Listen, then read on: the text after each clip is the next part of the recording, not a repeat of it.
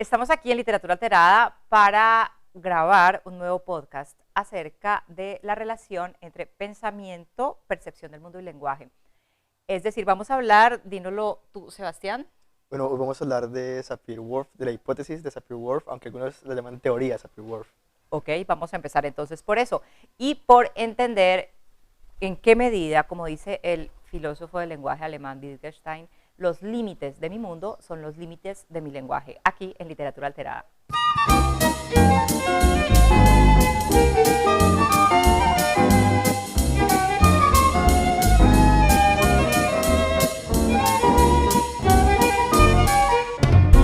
¿Qué tal si empezamos por ahí? ¿Cuál es la diferencia entre la teoría o la hipótesis? ¿Qué es?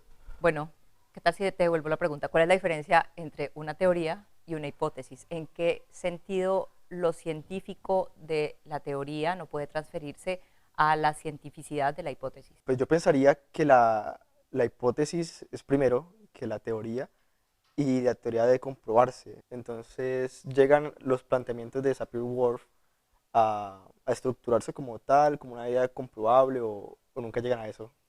Creo que allí lo has dicho muy bien, es decir, hay una relación entre el huevo y la gallina. ¿Qué fue primero? Creo que efectivamente podemos hablar que la hipótesis es aquella proposición, aquella pregunta, en realidad aquella posibilidad de respuesta de la que parte la formulación de una teoría.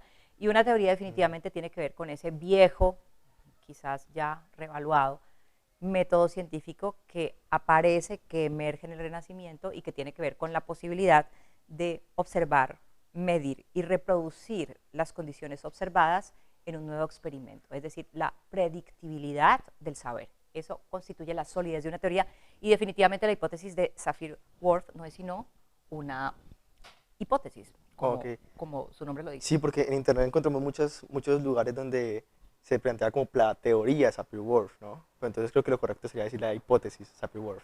No hay que hacerle caso a todo lo que uno lee en En internet internet, porque sí, acaba es convertido exacto. en un tierraplanista y eso es Ajá. muy peligroso. En realidad, efectivamente, esta hipótesis, que es además una hipótesis tremendamente fascinante, es una hipótesis que es casi poética, podría decir yo, porque me parece absolutamente romántico y poético el pensar que el lenguaje, la lengua madre que hablamos, la lengua que aprendemos en primer término cuando empezamos nuestro proceso de desarrollo cognitivo, puede determinar la forma en la que percibimos el mundo y puede determinarla no solamente en términos estrictamente cognitivos, sino en términos sensoriales. Es decir, por ejemplo, si aprendemos como lengua madre una lengua en la que no existe el amarillo, podríamos no ser capaces de percibir, de ver el amarillo. El oro de Okay. los tigres, diría Borges. Pero antes de ir con los ejemplos que me parecen que son muy buenos, quisiera saber si antes de Sapir y de Worf ya se ha planteado esta relación entre el lenguaje y la percepción del mundo. Es una vieja teoría y quizás es una vieja tentación para todos aquellos que se han interesado por el estudio del lenguaje. Desde Aristóteles se empieza a pensar, a reflexionar respecto a la forma en la que la forma del lenguaje, la gramática de la lengua, es decir, no solamente el lenguaje como metáfora, sino más específicamente el lenguaje como estructura es capaz de determinar la estructura misma de la realidad.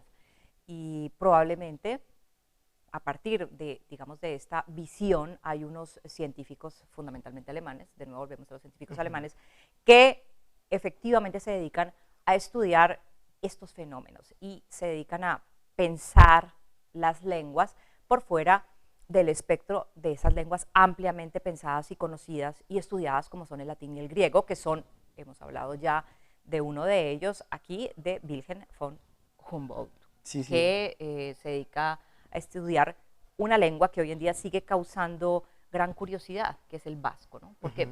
¿Por qué crees tú que estudia el vasco? Te hago una pregunta un El vasco poco es de mala leche. las lenguas como indoeuropeas, no, es una lengua no indoeuropea, como en esa región geográfica, ¿no? Es como Sí, es una una lengua lengua que está... curiosamente insertada en el espacio indoeuropeo, que efectivamente es el espacio de eso que Worf llama ese parámetro de lenguas europeas, pero que no es una lengua indoeuropea y que tiene unas Okay. características muy diferentes. Entonces Humboldt empieza a estudiar el vasco, una lengua muy distante, sea del alemán que del latín y el griego, y precisamente empieza a considerar la posibilidad de que la lengua que hablamos modifique profundamente nuestra cognición, pero no cognición en términos estrictamente intelectuales, sino perceptivos del mundo.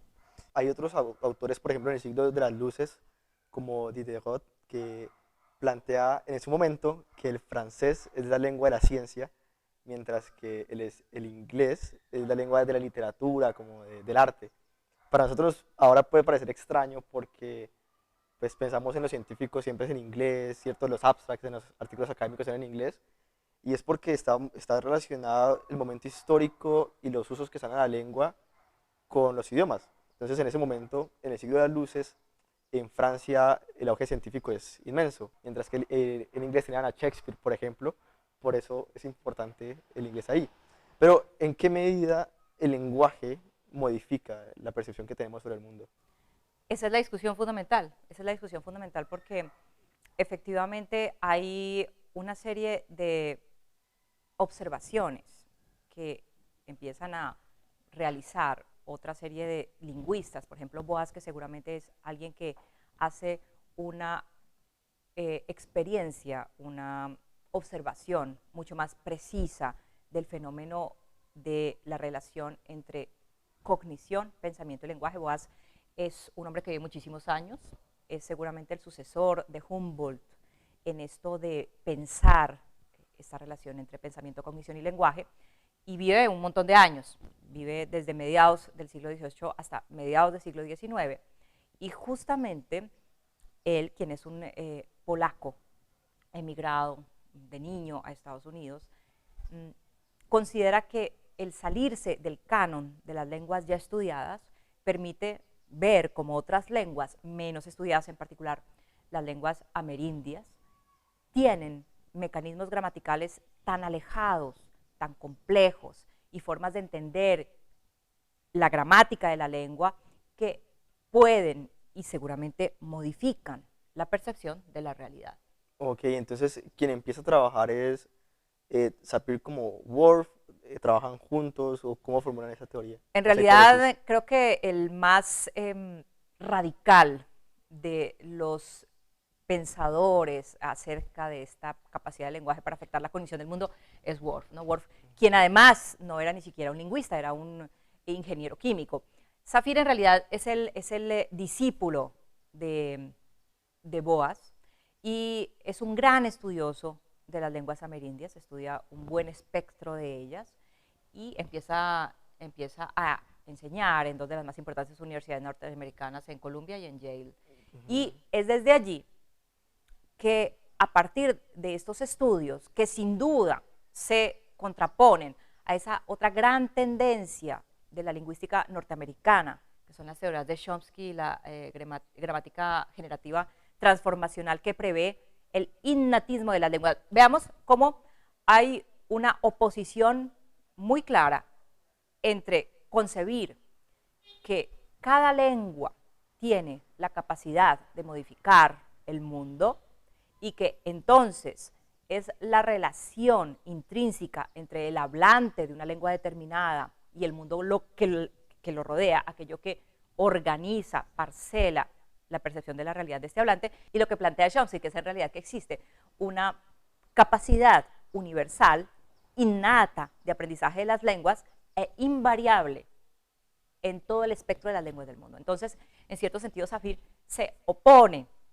a Chomsky con una teoría igualmente interesante y revolucionaria, pero que a diferencia de Chomsky, de la teoría de Chomsky, no ha alcanzado ese prestigio científico, precisamente no ha alcanzado, de nuevo dije la palabra teoría y la usé mal, no ha alcanzado ese prestigio que tiene, por ejemplo, la gramática universal de Chomsky. Entonces hay dos visiones, una más fuerte y una más débil. La una, la visión determinista, que precisamente hablaría de el hecho, que es seguramente la visión de Worf, que la lengua que aprendemos es capaz de parcelar, moldear, esculpir la realidad que nos rodea de una manera absolutamente radical. Es decir, es la lengua la que antecede a la percepción del mundo en cierta medida.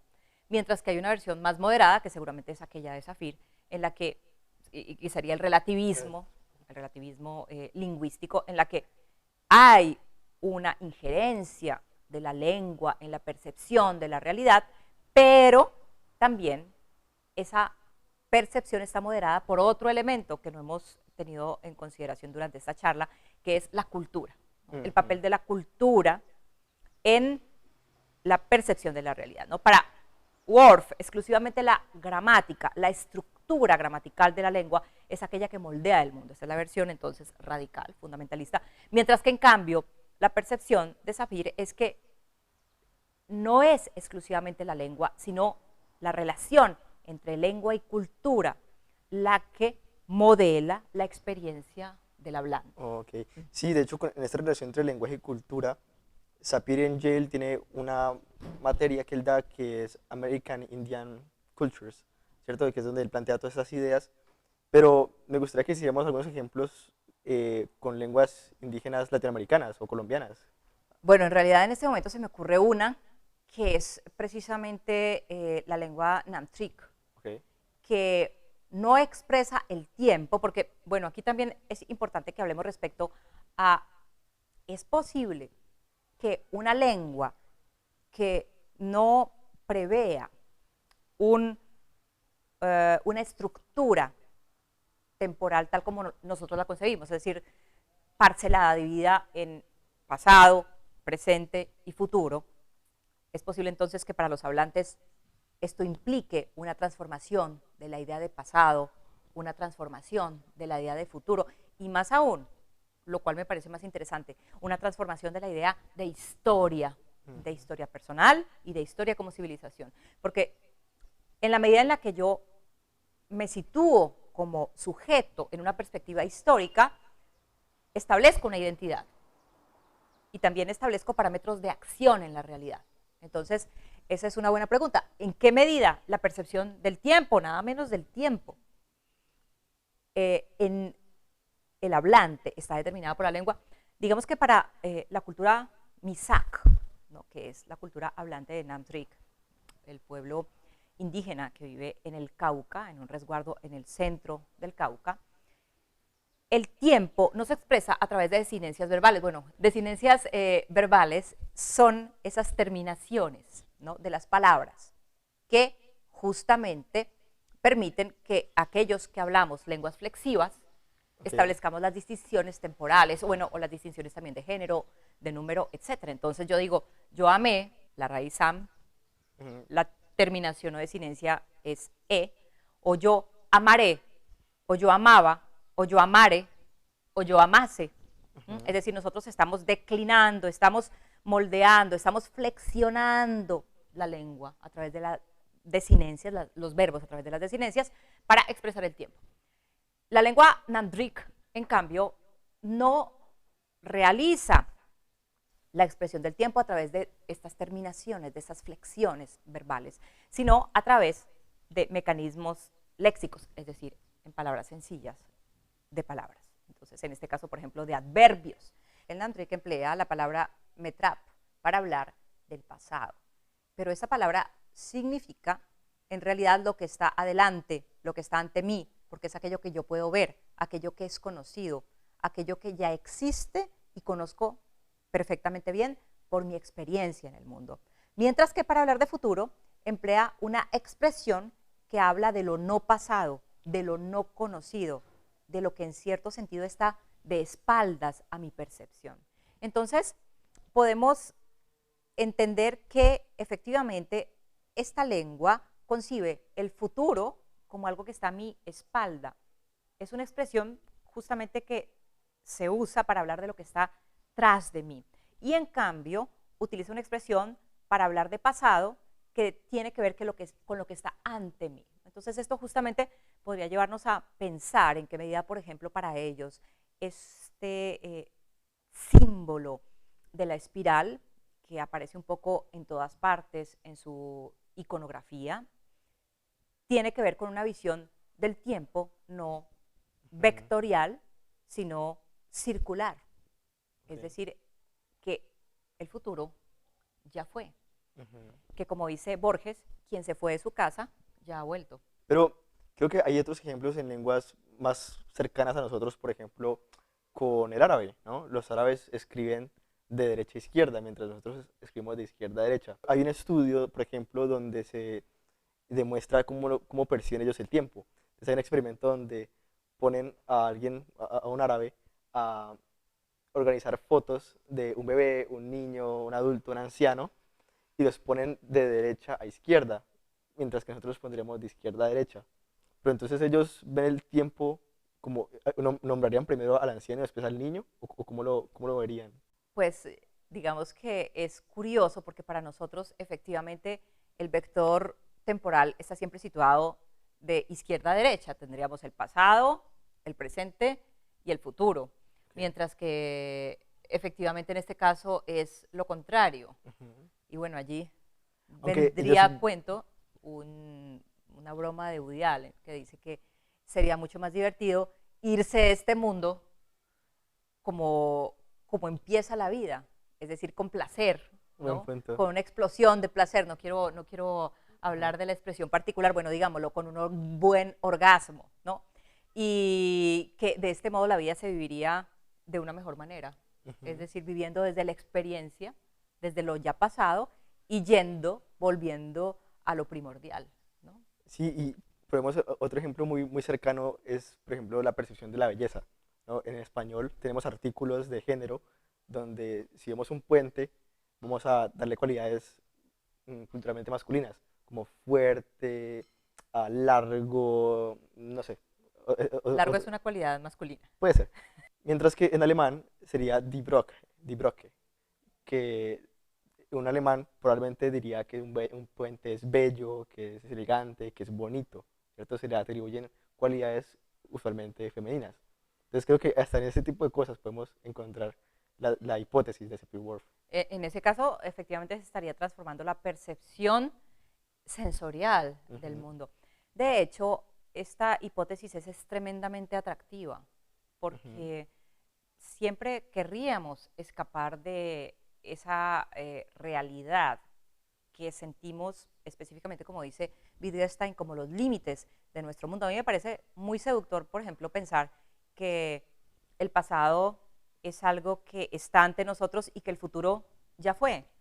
Me parece ujú. muy, muy interesante Pero y incluso, motivador el creer que efectivamente, bueno, yo no puedo hacer nada, porque el futuro ya sucedió, el futuro ya sucedió. No camino hacia el futuro, nosotros tenemos la idea, a partir de estas lenguas que declinan el tiempo de una cierta manera y que efectivamente ponen más énfasis en el transcurrir y en la sucesión de hechos que, por ejemplo, otras lenguas como el árabe, que tienen más ujú, que ver con el modo, la forma o el hecho de que son acciones acabadas o inacabadas, y estar encerrados en esa estructura, en esta jaula tan tremendamente condicionante de pensar que nosotros nos estamos elaborando, que nos estamos moldeando, porque el futuro nos espera, porque el maravilloso futuro está allí y tenemos que ser dignos de ese futuro o tenemos que construir el futuro.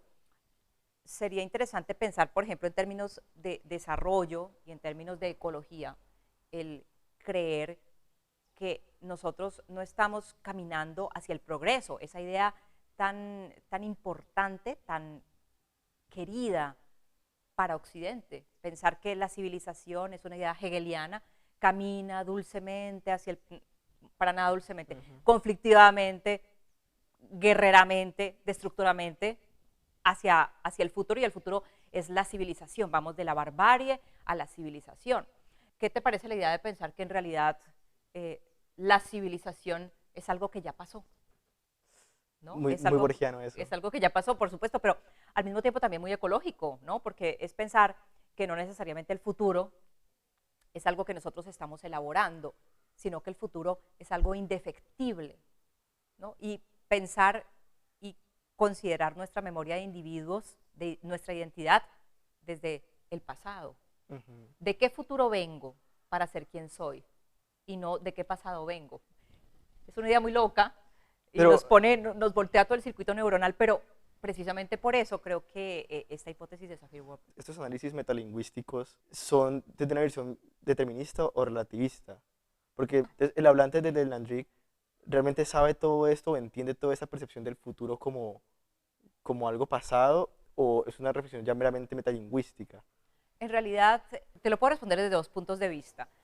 Por una parte, creo que los lingüistas en realidad somos bastante onanistas mentales, es decir, Okay. nos encanta pensar y repensar este mecanismo realmente perfecto y misterioso del lenguaje, Ujú. tan misterioso que no hay que olvidar que las palabras tenían en la raíz de nuestra civilización judeo-cristiana y occidental un carácter mitológico. La palabra crea el mundo y en esa medida creo que para los lingüistas es muy seductor hacer todas estas elucubraciones. Después, precisamente para que dejara de ser una hipótesis, se podría hacer, no sé, una especie de estudio en el que se someta a sujetos. La palabra someter es terrible, pero en realidad es someter porque se somete a experimentos acerca de su percepción del tiempo. Y entonces podríamos saber si efectivamente un hablante de Namdrik en realidad camina hacia el pasado. Ok, pero me gustaría conectar esta teoría lingüística con la literatura, aquí en Literatura Alterada.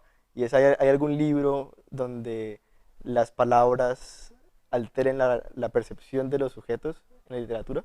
Pues tú me lo dijiste antes de empezar este podcast. Ella hace referencia a 1984, Ajá. esta novela en la que precisamente las personas no conocen la palabra paz. Pero a propósito de esta idea de una lengua que no tenga ciertas palabras, más que palabras, ciertos significados que consideramos esenciales para nuestra identidad humana, hay también algunos experimentos o algunas ideas respecto a tratar de testar, tratar de probar la hipótesis de Sapir-Whorf, y tiene que ver precisamente con la percepción de los colores. Por ejemplo, me enredo un poco hablando de paz y colores, pero ya voy a desenredar la madeja.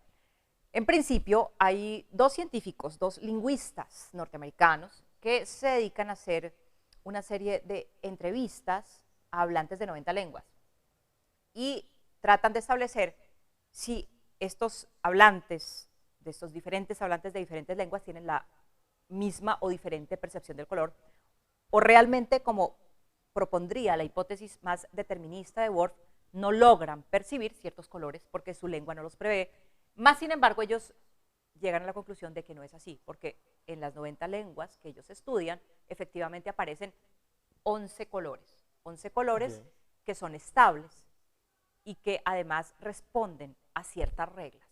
Responden a ciertas reglas. Bueno, después se le hace a su vez críticas a esta refutación de la teoría de Whorf. Estos dos lingüistas son Berlin y Kai, en los que se dice que efectivamente ellos estudiaron solamente a 90 hablantes de 90 lenguas diferentes y que todos vivían en la Bahía de San Francisco, así que pues que no había toda esta cientificidad porque evidentemente eran hablantes que estaban en contacto con una cultura común.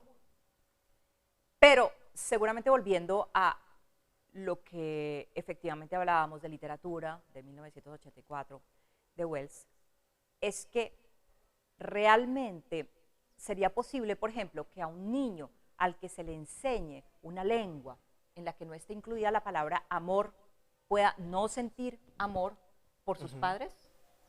Eso es muy determinista. Eso es extremadamente determinista y efectivamente también muy interesante como Ujú. hipótesis y como probabilidad. Claro, por ejemplo, en el ejemplo sobre las lenguas que tienen muchas palabras para denominar algo específico, no significa que las personas le presten más cuidado al objeto porque simplemente tienen más palabras, sino que eh, identificar las características de cada tipo probablemente esté ligado al contexto cultural y a la supervivencia, por ejemplo, de la tribu, que es lo que pasa en las tribus de Groenlandia, que tienen muchas palabras para el blanco y es porque hay diferentes tipos de blancos para ellos. Probablemente yo no podría verlo porque yo no puedo diferenciar entre dos tipos de rojo y por eso es que mi novia siempre se enoja conmigo porque no puedo, ella me dice qué rojo te gusta más, pero yo lo veo igual. Probablemente para una cultura donde el rojo es predominante, hay muchos rojos, van a distinguirlo mucho más fácil. Pero entonces, volviendo al ejemplo de las tribus en Groenlandia, y tener diferentes nombres para los tipos de blanco va a ser una cuestión de vida o muerte. Por ejemplo, porque si hay un blanco que es de nieve, mientras que hay un blanco que es de un oso polar, pues ahí Claro, a ver, probablemente va a morir si no puede identificar o si no puede nominalizar el objeto, ¿no? claro, creo que es el ejemplo que hace justamente Zafir sobre la lengua inuit, en el que identifica muchísimas formas que tienen los esquimales de hablar de la nieve, por ejemplo, la nieve en una tempestad, la nieve sólida, la nieve que se está derritiendo, bueno, etcétera, etcétera, etcétera, y efectivamente para ellos es cuestión de vida o muerte. Y es interesante ver que ya en lenguas más cercanas, el latín, que es una lengua que tiene dos términos para hablar del blanco, el albus y el cándido. El albus es el blanco tal como nosotros lo percibimos y el cándido, en cambio, es para hablar del blanco resplandeciente. Y en el italiano, por ejemplo, hay dos términos para hablar del azul, que es el azzurro y el blu. Ya para finalizar, ¿determina entonces la lengua que hablamos cómo percibimos el mundo? Creo que como siempre la respuesta está justo en la mitad. Creo que la determina hasta un cierto punto, pero que hay un elemento muy importante que como Zafir señalaba es realmente el que intermedia las relaciones entre pensamiento, percepción y lenguaje, que es la cultura. Sin embargo, si me preguntas a mí qué teoría me parece estéticamente más interesante, yo diría que me quedo con el determinismo. Quiero pensar que puedo relajarme e ir hacia el futuro como si fuera hacia el pasado. ¿No? Y también se ha planteado en el cine, por ejemplo, con esta película de Arrival, Sí. que plantea esa visión determinista. Entonces, creo que es muy importante tocar este tema porque se ha tratado tanto en la literatura, en el cine, y creo que da para muchos abordajes. Sí, creo que sí. Creo que además da para abordajes metafísicos y existenciales, que quizás son los más importantes. Bueno, entonces con esto terminamos este podcast, que espero haya sido de su agrado y nos veremos muy pronto, espero la próxima semana, con un nuevo tema aquí en Literatura Alterada. ¡Chao!